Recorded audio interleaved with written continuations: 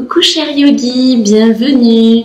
Donc cette séance aujourd'hui est dédiée à tout le haut du corps, que ce soit les bras, les épaules, ouvrir notre cœur.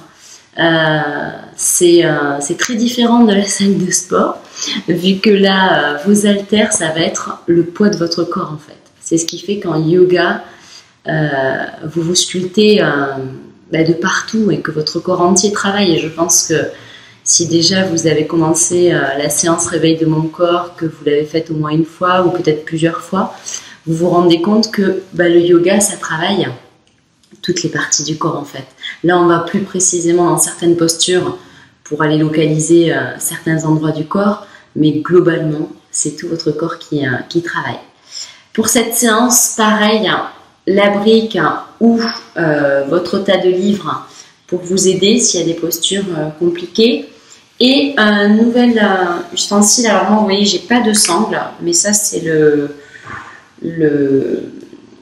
l'attache qui permet de tenir mon tapis de transport. Enfin, c'est l'attache de transport en fait pour quand mon tapis est roulé, je puisse le trimballer. Mais du coup, je m'en sers de sangle. Donc, soit vous avez un foulard, une écharpe à la maison. On en aura besoin quand on sera en Adho Mukha Janasana à un moment donné, vu qu'on va faire un Shetantamba un peu particulier. Bienvenue en tout cas et bonne séance. C'est parti, on commence debout à la posture du coup de la montagne. Donc c'est Urdhva Hastasana. Donc là vous écartez vos jambes à la largeur du bassin.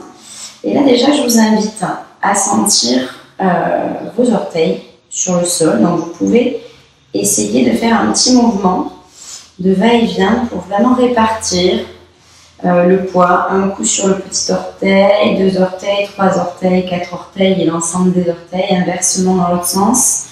Et essayez d'écarter au maximum vos orteils. Une fois que vous avez bien senti l'ancrage de l'ensemble de votre plante du pied et des orteils dans le sol, je vous invite à venir amener vos mains de part et d'autre de votre corps, sentir justement le poids qui s'ancre. Si vous voulez, vous pouvez faire cet exercice de cercle qui va amener le poids de votre corps un coup à l'extérieur de vos pieds, à l'avant du pied, sur les flancs extérieurs de votre pied, sur vos talons. Juste ce mouvement pour vraiment sentir tout l'ancrage qui est dans votre plante de pied. Et puis tout doucement venir à une posture statique.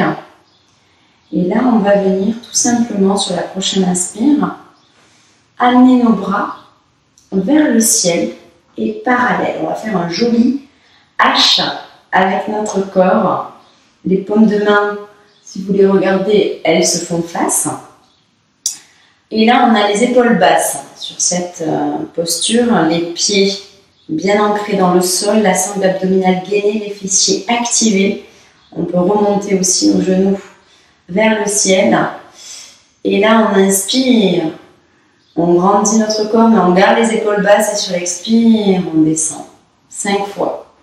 Inspire, on s'agrandit. Expire, on descend. Inspire. Épaules basses toujours, c'est important. Et sur les expires en bas. Inspire, expire. Essayez de trouver cette respiration Ujjayi, la respiration par le nez, avec ce son au fond de la gorge qui vient nous faire ressentir le bruit des vagues.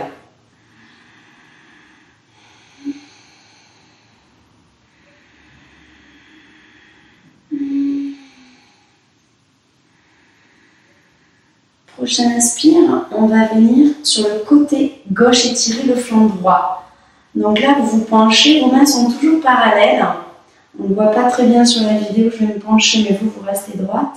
Voilà, on a bien le buste droit. Et pour sentir l'étirement, vous appuyez votre flanc, votre côté droit du pied dans le sol pour sentir vraiment l'étirement. On reste 5 respirations.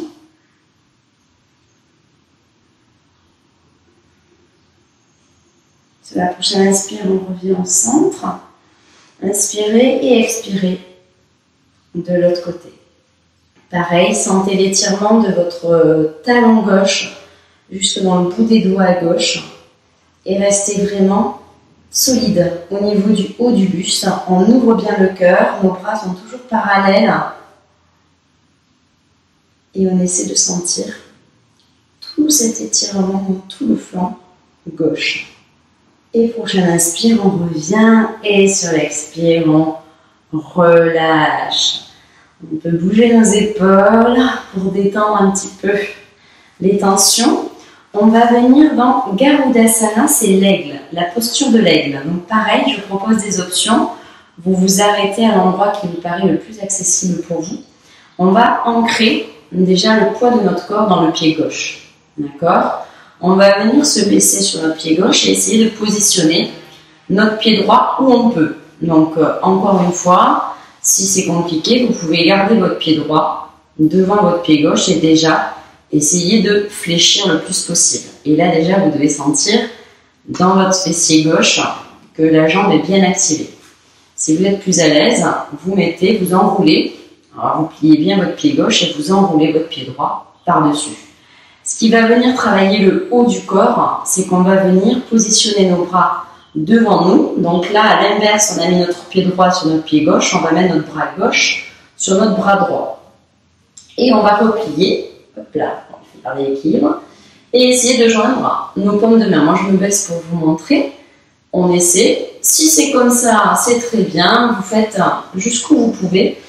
Et l'idée maintenant, quand on a trouvé sa position de départ des pieds et de mains, c'est de rester dans la position le plus droit possible au niveau du dos. Donc il faut se redresser pour avoir une chaise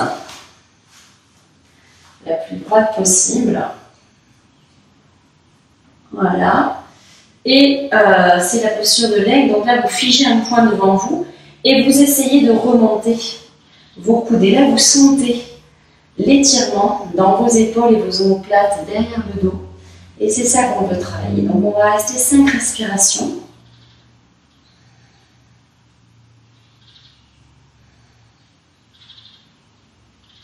Vous pouvez faire des pauses, hein, bien sûr.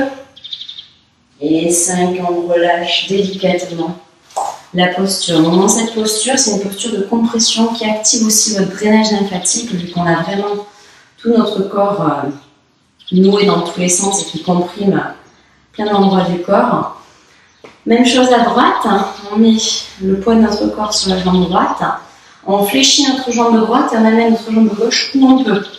Si c'est déjà actif, vous pouvez rester ici avec votre pied qui vous aide à garder l'équilibre, c'est déjà super. Et ensuite, à l'inverse, on met notre pied gauche sur notre pied droit, on met notre bras droit sur notre bras gauche et on vient dans la posture. Et ceux qui sont à l'aise, vous pouvez descendre un peu plus et plier votre pied gauche, plus enroulé autour de votre pied droit.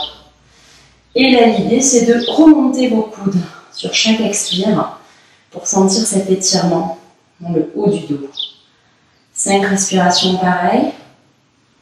Posture d'équilibre, de compression.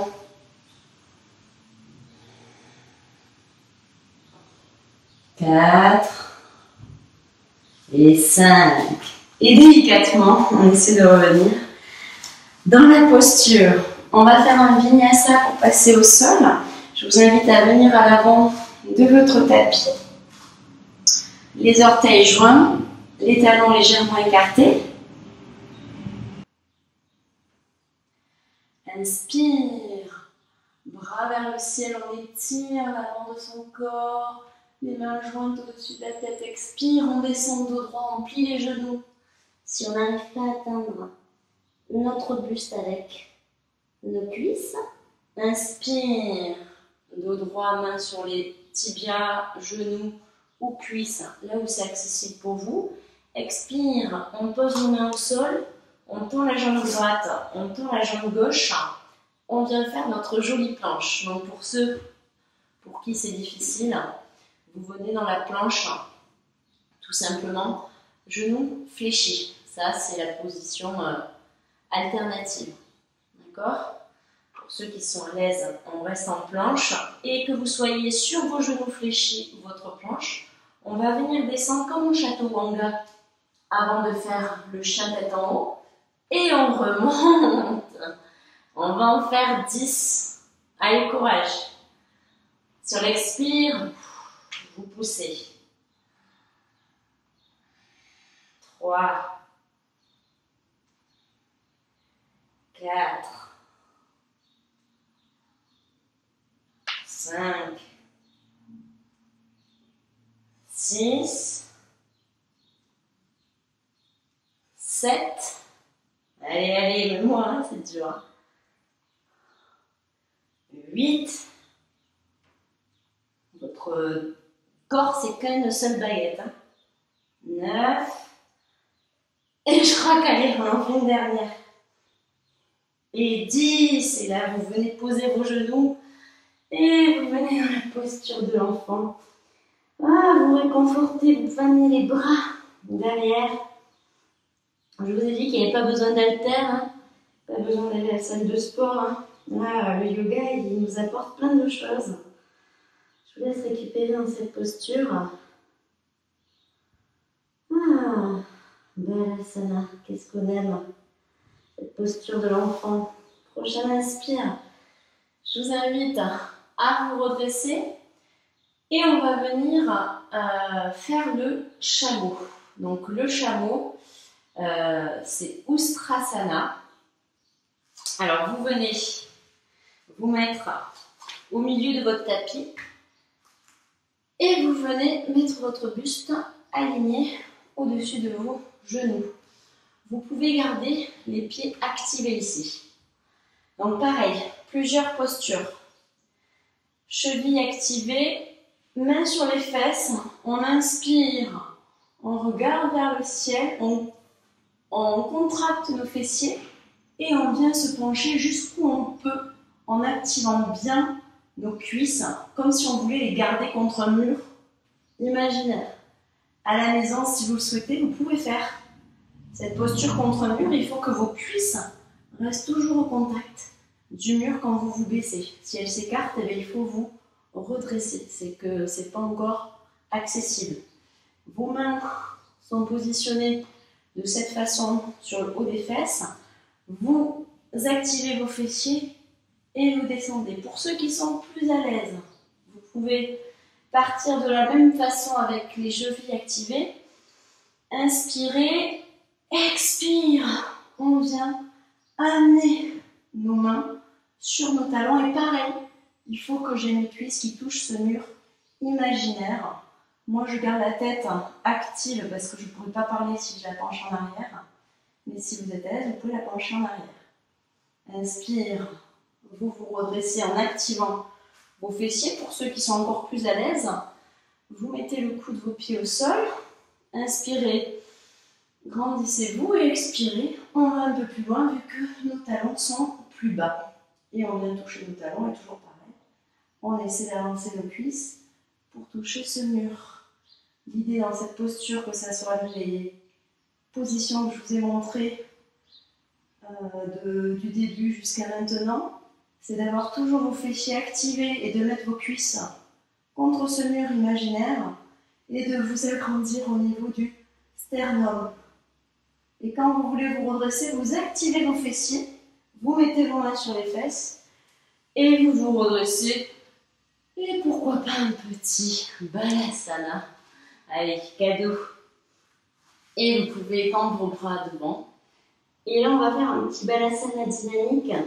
C'est que sur les inspires, vous allongez vos bras le plus devant et sur les expires, vous relâchez. Inspire, petit doigt au sol en train de marcher vers l'avant de votre tapis. Expire, relâche. Inspire, étire les bras, étire et expire, relâche. Et sur la prochaine inspire, on se redresse, on vient à quatre pattes. Donc, toujours pareil, on va aller en chien tête en bas. Avant d'y aller, approchez votre sangle ou votre écharpe. Votre sangle, vous allez la passer juste par-dessus votre cheville droite. Elle ne vous gêne pas, elle est juste posée à cet endroit-là et vous ramenez devant pour pouvoir attraper ensuite. On est actif sur nos pieds et on monte en chien tête en bas, Adho Mukha Svanasana. Là, ce qu'on va venir travailler, on va venir déjà prendre juste conscience de notre position en chien tête en bas. Je vous rappelle que ceux qui n'arrivent pas à avoir les jambes tendues, vous pouvez fléchir, c'est très important. Là, ce qu'on va faire, on va se retrouver sur 3 appuis. Je vais libérer ma main gauche. Donc là, mon corps a tendance naturellement à vouloir se rapprocher de la droite. Alors, la posture pour ceux qui ont le foulard ou l'écharpe, pour qui c'est compliqué d'aller attraper sa cheville. Parce que la posture finale, c'est ça en fait. Donc, si vous avez du mal, vous attrapez votre foulard, vous reliez, vous le passez derrière votre cheville, vous attrapez votre main gauche, votre foulard, et vous tenez tout simplement en vous aidant de votre foulard pour tourner et pivoter le haut de votre corps pour regarder sous l'aisselle droite. Donc vous voyez, on est en torsion du haut du corps. Et l'idée, c'est de rester 5 respirations. Si vous n'avez pas besoin du foulard, vous venez attraper votre cheville et vous pencher, vous ouvrir comme vous pouvez. Donc il faut vraiment sentir que vous voulez amener votre tête au niveau de votre main droite et votre fessier gauche à l'opposé. Il faut vraiment faire une jolie diagonale, un étirement de tout ce flanc gauche qui est en train de s'étirer. Et sur l'expire, on relâche sa main, on peut poser pour revenir en Balasana, tout doucement. Pareil, vous pouvez mettre vos bras derrière pour soulager un peu plus. Prenez 2 respirations. Encore une fois, si ça va trop vite, vous faites pause sur la vidéo. Il y a toujours des solutions pour aller à son rythme. Là, on va venir pareil, positionner son écharpe ou son foulard juste sur son pied gauche. On peut rentrer même, voilà, ici, au-dessus de la cheville. On a nos attaches ici. On est en 4 pattes, on active nos pieds. On vient en chien tête en bas. Genoux fléchis si c'est compliqué ou jambes tendues. On ancre bien nos pieds et notre main gauche. On libère notre main droite. On vient en torsion et on cède en attrapant le foulard pour venir amener notre tête par-dessus, sous notre aisselle gauche. Et on étire tout le haut du dos. Si vous êtes à l'aise, vous pouvez directement, sur l'inspire, attraper votre cheville gauche avec votre main droite et venir regarder sous votre aisselle gauche. Sentez l'ancrage de votre pied droit, de votre main gauche et d'essayer d'amener votre tête à l'opposé de votre fessier droit maintenant. 5 respirations. Donc c'est très puissant pour le haut du corps. Je vous l'ai dit, pas besoin d'haltère. Fini la salle de sport. Sourire de dauphin. Et prochain inspire, on relâche. On pose sa main droite sur le tapis. On vient en shadow neutre et on vient se soulager en Balasana.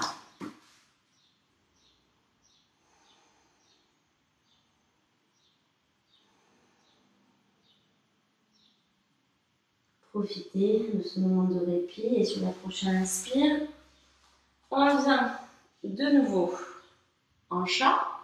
Donc là, on va venir faire la posture de notre chien tête en haut. Donc on va revenir, on va passer par le chien tête en bas. Ça va être plus facile par la planche. Et là, on va essayer, pour ceux qui sont à l'aise, de faire l'enchaînement qu'on a fait au début. Soit genoux fléchis, vous descendez et vous faites Urdhva Mukha Svanasana, on va y venir. On y va ensemble. C'est pas encore tout à fait peut-être visible pour vous. On pousse sur nos pieds, sur nos talons et on vient en chien, tête en bas. 5 respirations. On amène nos fessiers vers le ciel, on écarte nos omoplates, on ouvre nos épaules comme si on voulait rapprocher nos coudes pour ouvrir encore plus nos épaules. Les mains sont bien ancrées, les pieds sont bien ancrés, soit la plante si on a les genoux fléchis, soit l'ensemble du pied, les talons si on a les jambes tendues. Prochaine inspire, levez les pieds et on vient dans une jolie planche. C'est là que je vous disais, soit vous fléchissez et vous descendez en mini pompe jusqu'en bas, on met nos pieds au sol et on vient faire Urdhva Mukha. Donc si vous m'avez suivi, vous restez là. Pour ceux qui sont en planche, vous descendez à 5 cm du sol, coup de pied au sol et on rejoint tout le monde en Urdhva Mukha. Donc là, c'est mes coups de pied qui reposent au sol avec mes mains qui sont solides et qui tiennent mon buste vers l'avant et qui étirent mon cœur. Donc là, il faut vraiment activer vos fessiers pour protéger le bas du dos. Si c'est trop compliqué, vous pouvez faire, comme on l'a déjà fait, le mini cobra ou encore le sphinx qui déjà muscle au niveau des épaules. Le sphinx, bras perpendiculaires, le mini cobra, les mains sous les épaules et on lève l'avant de notre buste. Vous choisissez l'option qui vous convient. Allez, une dernière inspiration. Et sur l'expire, on vient dans la posture de l'enfant. Et nous en avons terminé. Restez là quelques respirations et quand vous êtes prêts, vous me rejoignez sur votre tapis. J'espère que cette séance vous aura plu et surtout, écoutez-vous et mettez pause quand c'est nécessaire et vous allez voir, tout va bien se passer. Namasté!